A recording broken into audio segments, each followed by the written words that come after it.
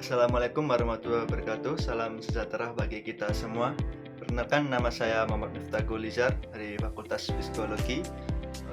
Hari ini saya akan menyampaikan materi dengan judul Strategi Penanggulangan Banjir di daerah kampung saya, yang mencakup identifikasi masalah, alternatif kebijakan, usulan kebijakan, dan rencana tindakan. Yang pertama tentang banjir. Banjir merupakan salah satu bencana alam paling sering terjadi di Indonesia. Hampir setiap tahun berbagai wilayah mengalami banjir, baik di perkotaan maupun di pengapungan. Banjir tidak hanya merusak infrastruktur, tetapi juga mengganggu aktivitas sosial dan ekonomi masyarakat. Oleh karena itu, penting bagi kita untuk memahami penyebabnya dan merumuskan kebijakan yang tepat untuk mencegah dan menanggulanginya. Yang selanjutnya yaitu identifikasi masalah. Banjir sebagai fenomena alam yang diperparah oleh sejumlah faktor buatan manusia. Antara lain, yang pertama ada kerusakan daerah aliran sungai yang disingkat DAS.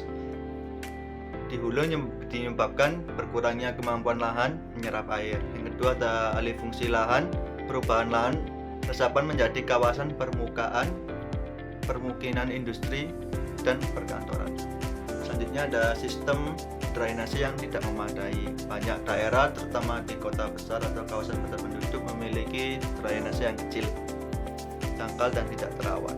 Selanjutnya ada pembuangan sampah sembarangan. Sampah yang menyumbat saluran air menyebabkan air meluap ke pemukiman. Selanjutnya ada kurangnya regulasi dan penegakan hukum. Lemahnya pengawasan terhadap pelanggaran tata ruang dan lingkungan. Yang selanjutnya ada alternatif kebijakan. Untuk mengatasi banjir, sejumlah alternatif kebijakan dapat diterapkan. Antara lain, pertama ada pembangunan dan perbaikan infrastruktur, yaitu pergerukan sungai dan saluran air, pembuatan kolam retensi, waduk, dan tanggul penahan banjir. Selanjutnya ada revitalisasi resapan air, membangun sumur resapan dan lubang biopori. Ada mengembalikan fungsi ruang terbuka hijau, itu yang disingkat RTH.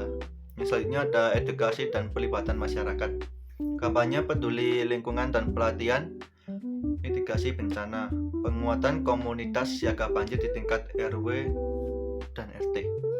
Selanjutnya ada reformasi tata ruang dan penegakan hukum, evaluasi zonasi wilayah rawan banjir, ada penindakan terhadap pelanggaran bangunan di bantaran sekitar sungai, sistem peringatan dini dan respon cepat, pemasangan alat deteksi tinggi muka air sungai, penguatan kapasitas lembaga penanggulangan bencana. Yang selanjutnya ada usulan kebijakan. Berdasarkan berbagai alternatif di atas, kebijakan yang diusulkan adalah: pertama, ada kebijakan nasional pengelolaan terpadu banjir, ada yang bisa disingkat KNPTB. Kebijakan ini dirancang sebagai strategi jangka panjang yang menyatukan aspek teknis, sosial, lingkungan, dan tata ruang untuk menanggulangi banjir secara sistematik. Tujuan utamanya adalah mengurangi resiko dan dampak banjir melalui pendekatan preventif dan partisipatif. Komponen utama KNPTB yaitu integrasi lintas sektor, kolaborasi antara PUPR, KLHK, Pamda, dan masyarakat.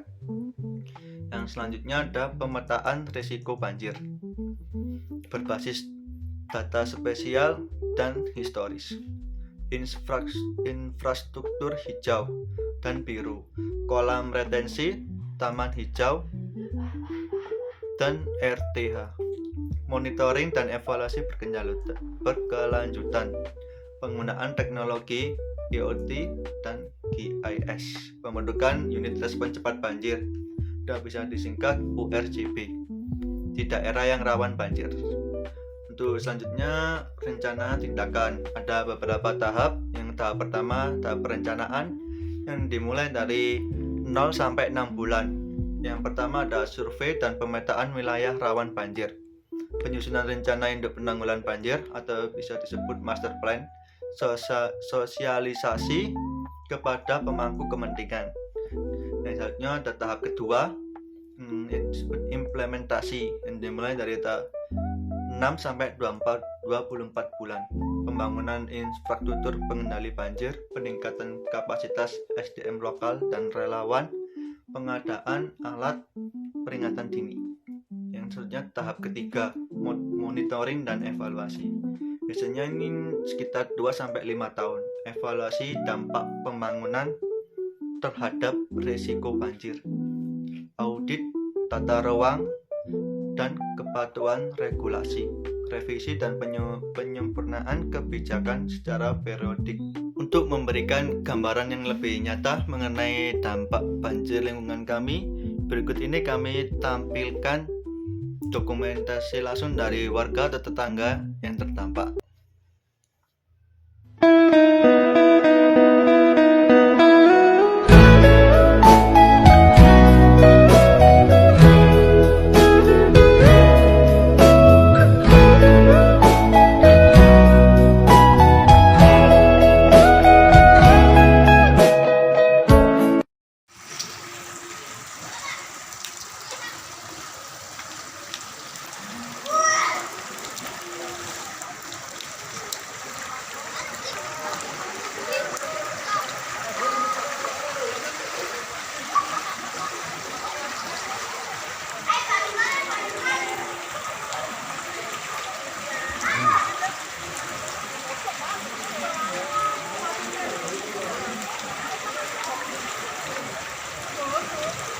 Sungai pindah.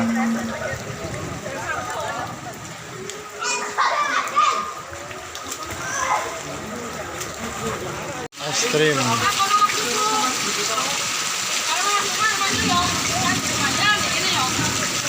Untuk kesimpulan, secara keseluruhan penanggulangan banjir harus menjadi